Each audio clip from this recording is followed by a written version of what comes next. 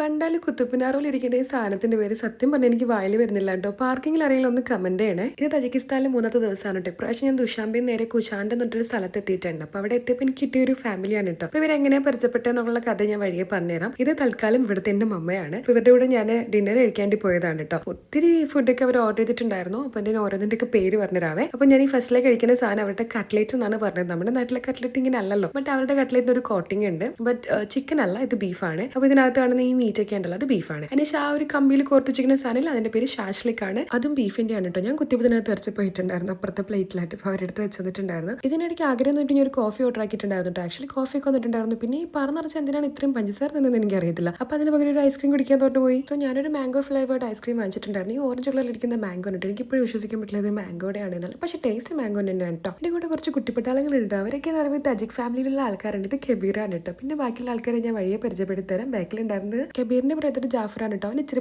നാണമാണ്, അതുകൊണ്ട് വരാത്തത്. ഇതോടുകൂടി നമ്മൾ ഇന്നത്തെ ഫാമിലി ഡിന്നർ മീറ്റ് അവസാനിച്ചിട്ടോ. അപ്പൊ നെക്സ്റ്റ് വീക്ക്